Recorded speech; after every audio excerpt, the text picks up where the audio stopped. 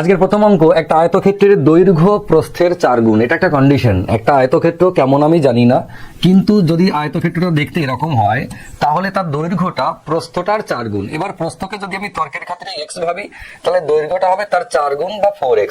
X ধরতে হবে না, আমি এটা আপনাকে ভাবার জন্য যাতে বুঝতে পারেন সহজে যে এ 1 হলে এ 4 হবে। আপনি এটাও ভাবতে পারেন যেটা অনুপাত, যে প্রস্থ যদি 1 হয় তাহলে দৈর্ঘ্য হবে 4, এটাও অনুপাত, এক্স না ধরলেই হলো। কেমন? এটা একটা কন্ডিশন।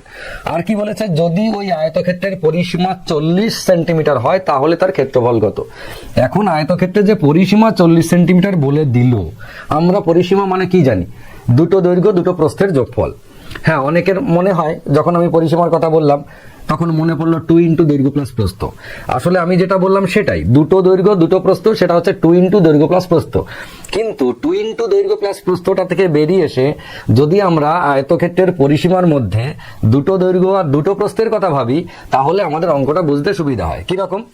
এইটার মধ্যে দুটো দৈর্ঘ্য দুটো প্রস্থের যোগফল আছে। আমি যদি ওইটাকে হাফ করে দিই, 40কে 2 দিয়ে ভাগ করলাম, 20 হলো। এটা কি হলো?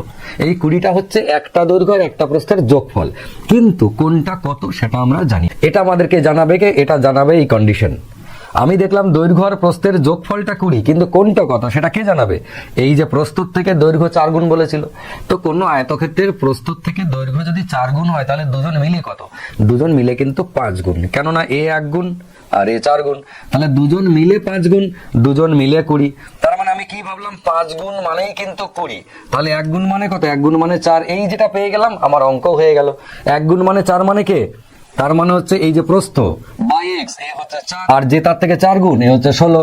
ব্যাস, তার মানে ওই আয়তক্ষেত্রের দৈর্ঘ্য পেলাম 16, প্রস্থ পেলাম 4। তাহলে ক্ষেত্রফল কত?